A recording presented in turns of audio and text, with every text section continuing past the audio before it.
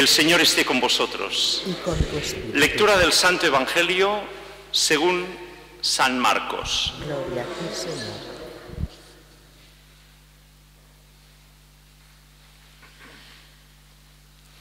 En aquel tiempo, dejando Jesús el territorio de Tiro, pasó por la zona de Sidón, camino del mar de Galilea, atravesando la Decápolis. Le presentaron a un sordo, que además apenas podía hablar, y le pidieron que le impusiera la mano. Él, apartándolo de la gente, a solas, le metió los dedos en los oídos y con la saliva le tocó la lengua. Y mirando al cielo, suspiró y dijo: Efetá, esto significa ábrete. Y al momento se le abrieron los oídos y se le soltó la traba de la lengua y hablaba correctamente. Él mandó que no dijeran a nadie, pero cuanto más lo mandaba, con más insistencia proclamaban ellos la noticia. Y en el colmo del asombro decían: todo lo ha hecho bien. Hace oír a los sordos y hablar a los mudos. Palabra del Señor. Gloria a ti, Señor Jesús.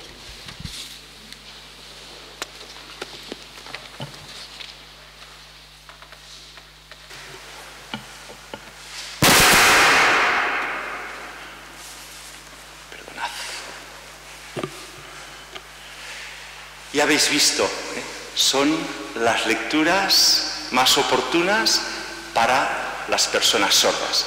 De hecho, este pasaje del Evangelio que vale la pena recordar, Marcos, decimos Marcos porque acompañó a Pedro como intérprete, al apóstol Pedro, le acompañó Marcos.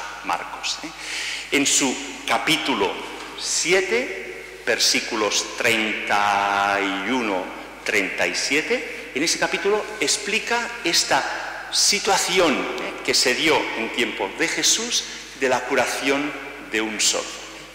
Hay algunos, pues la palabra efetá, ábrete, que es título pues de asociaciones, de apostolado con sordos. También hay un campamento en América que se llama, como nombre, Marcos 7, por decir, bueno, ese capítulo 7 de Marcos que tiene pues esa presencia de ese sordo que es curado, de ese sordo que Jesús trata con tanto cariño y con tanto amor. Hay muchas cosas que hoy podemos ver. Nos ha preparado la primera lectura de Isaías hablándonos de las distintas discapacidades, porque no solo los sordos es una discapacidad, hay muchas otras discapacidades. Os explicaré un ejemplo de aquí de nuestra diócesis de Barcelona. Hace poco se ha querido organizar un poquito las responsabilidades dentro de la diócesis con el nuevo obispo, organizarlo, y con los nombres reorganizaron las cosas y pusieron un secretariado, diríamos, de atención de las personas con discapacidad de sordera. Yo pensé, también hay otras discapacidades y propusimos la idea de que no solo los sordos tienen que ser atendidos, sino también los ciegos, los minusválidos, aquellos que van en distintas circunstancias, que sufren o que viven o que comparten en su vida una limitación. Y así, gracias a Dios, el obispo pues, aceptó que haya esa preocupación, esa ayuda a todas esas discapacidades distintas. Hoy aquí entre nosotros tenemos un ciego, amigo de nuestro Alfons y Cornelio, pues un ciego que también participa. ¿Y cuántos de vosotros ya empezáis a cojear, tener problemas, dificultades? Es decir, todas nuestras discapacidades las hay. Nadie es un hombre o una mujer perfecto, que funciona todo perfecto, que recuerda todo, sino nos falla la memoria, nos falla a veces la fuerza, la enfermedad, tantas cosas que tenemos nuestras debilidades. Y gracias a Dios que hay esas discapacidades. Así nos da motivo a pensar que no, yo puedo hacerlo todo. No, necesito la ayuda de los demás y veo también la necesidad de los demás de que yo pueda ayudarles. Es decir, es una manera de poder yo ayudar y ser ayudado. Y no pensar yo puedo hacerlo todo bien, no. Muchas cosas tengo que pedir consejo, o tengo que pedir apoyo, o tengo que pedir ayuda, porque cada uno tenemos nuestras capacidades, nuestros dones, nuestras virtudes que podemos poner al servicio de los demás. Esa es la llamada especial de hoy. Pensando que hay personas que aparentemente parecen más poderosas y otras que parecen más débiles, y que no podemos hacer esa distinción, esa discriminación, este tonto, este pobre. No. Toda persona, todo hombre y toda mujer tiene la misma dignidad y merece el mismo cuidado, el mismo amor. Esa es la enseñanza de Jesús, que nos invita a nosotros a pensar cuántas veces pesada esa persona. Mejor. No. Todas las personas con paciencia, con amor, con cariño deben ser apoyadas, deben ser cuidadas. Y esto es un esfuerzo de cada día, porque hay muchas oportunidades en que nos encontramos con personas que intentamos esquivar, que intentamos dejar, que intentamos dar la vuelta. ¿Por qué? Porque nos resultan pesadas, porque sabemos que nos pedirán cosas, y es ahí donde tenemos que darnos, gastarnos y vivir y poner en práctica la enseñanza del amor que Jesús nos ofrece. Y hoy en este Evangelio, esto es lo que ha dicho el apóstol Santiago en la segunda lectura, es de no hacer discriminaciones. En el Evangelio hemos visto cómo Jesús cura a un sordo. Fijaros que es muy breve, porque Marcos no suele alargarse mucho, sino de una manera frases muy sencillas, pero dice cosas muy importantes. Primero, sitúa en una zona, casi le dedica mucho tiempo a situarlo, pero sitio concreto, es decir, no es un día se encontró, no, en un sitio concreto, en unas circunstancias concretas, se acercan a Jesús unas personas que acompañan a un sordo, es decir, el sordo no sabía dónde iba, no había a lo mejor conocido a Jesús, no había oído hablar de Jesús. Dicen, ven, te acompañaré. Qué detalle más bonito que nosotros tuviéramos la preocupación de acompañar a personas que no conocen a Jesús. Es decir, ven, te acompañaré y te llevaré a Jesús. Eso, ya solo eso es muy importante. Es decir, pensarlo, este nuevo curso, ¿a quién podría acompañar a Jesús?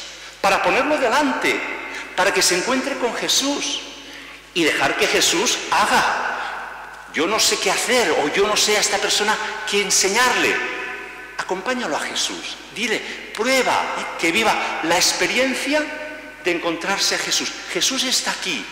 Jesús quiere amarnos y mostrarnos su amor.